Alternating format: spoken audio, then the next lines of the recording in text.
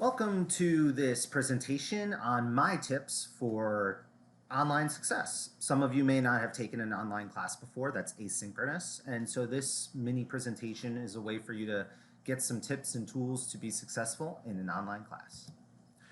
First things first, you got to read the syllabus, right? As an asynchronous online class, you don't necessarily have the opportunity to ask me questions on a specific day or time that I'm hosting class. So it's really important to read the syllabus, read it very carefully, go through it with a fine tip comb, sort of intrinsically take in all the expectations and guidelines, look at the projects, the due dates, the assignments, what's expected of you for those assignments, and especially a time frame. Some of you may be doing an internship, or you may be studying abroad or something like that.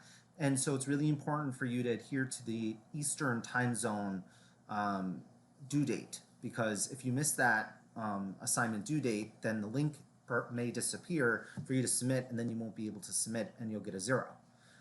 I also recommend, and I'll say this a few times throughout this presentation, but please set a reminder through whatever app or calendar that you use to stay on top of your other courses. So Microsoft Outlook is a great tool. That's what I use to stay on top of all of my activities and meetings throughout the day. Google Calendar is also good. But you're going to want to pre-program all the due dates and make sure that you're getting notifications of when those are due.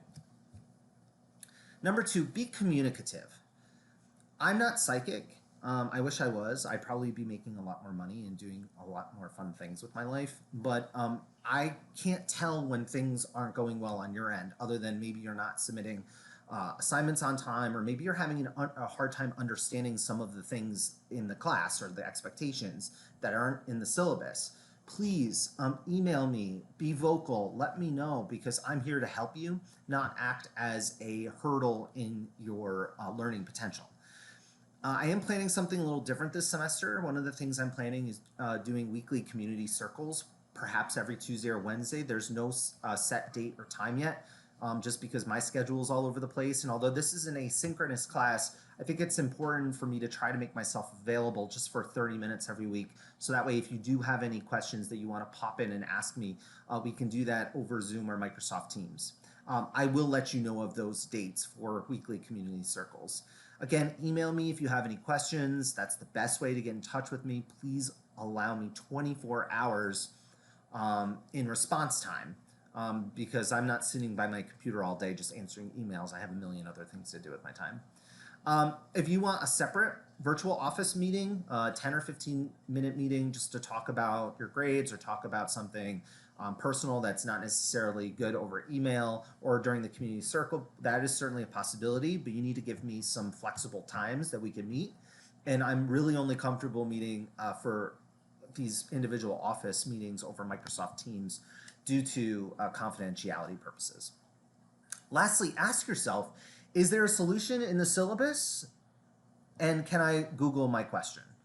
I don't say these scenarios to be mean. I say them because sometimes students will email me a question that you could easily have found in the syllabus, and you could have gotten to that information a lot more quickly than waiting for me to respond.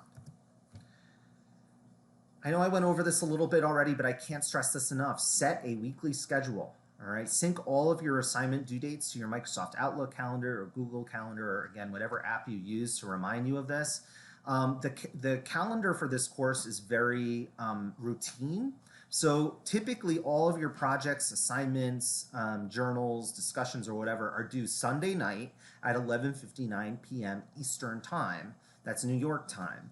I don't require you to get work in by Wednesday or Thursday or anything like that. Almost every single assignment is Sunday night at 11:59. Therefore, it's up to you to pace yourself for the week's work. Don't necessarily expect to hop on Saturday night and think that you're going to get all the assignments done in quality manner for Sunday night submission. Try to pace yourself. Try to get all your readings done maybe by Wednesday, and then by Thursday, look over the assignments and start those assignments, especially if you have to conduct, when you have to conduct your interviews. Interviews take a long time to, recruit your interviewee, to set up an interview time, schedule, to create an interview guide, to prepare your questions and do all your research, and then finally to record and upload your interview and write your reflection. So please plan ahead.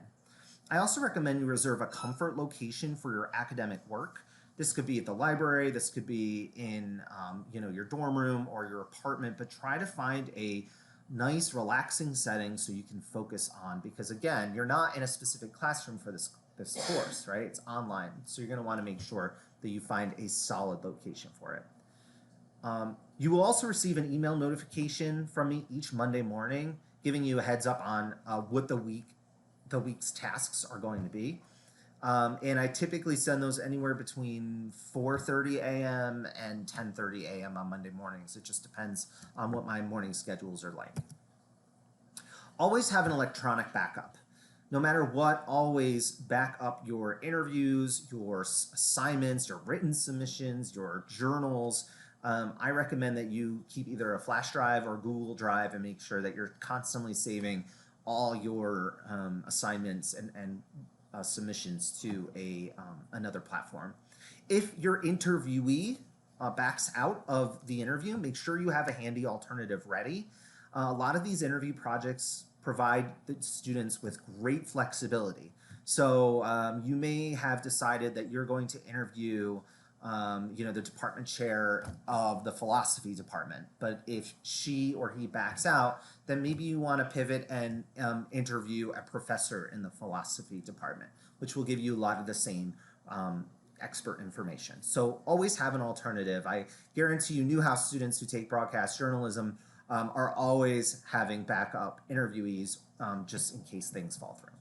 And finally, it's always a good idea to upload your audio and video recordings right away to either Google Expressions or YouTube to ensure that you have a backup and that the recording is uploading in a sufficient amount of time. Do not, I repeat, do not plan on uploading your 20-minute video or audio recording to YouTube at 11:48 p.m. on Sunday night, because it may take 2.5, 3.5 hours for that interview to be uploaded fully and completely, and you may lose credit for that. Number 5, invest in the textbook. While face-to-face classes may be less reliant on a textbook, in an asynchronous online class, that is your Bible for the course. I do give you plenty of supplemental materials. I have these video lectures. There are plenty of materials on YouTube, LinkedIn Learning, the Muse or Inc. for you to try to understand more about interviewing. But when it comes down to it, a lot of the homeworks and the practical theory related to interviewing is best illustrated in the course textbook. You do not need to buy the most recent edition of the course textbook. I would love for you to do that, but I understand that it's an expensive textbook. And so it's fine to get a slightly older edition of the textbook, or to rent the textbook as well as a great, less expensive way to do that. Good luck in CRS 435 interviewing online. Please check into Blackboard daily for updates, announcements, and other tips. My final and last piece of advice for you is, if you're encountering an issue or problem, please just let me know. I'm not a mean person. I'm not here to hurt your learning potential. I'm here to help you. So please help me in helping you, and be communicative. Email me and let me know if you're having any issues. Thank you.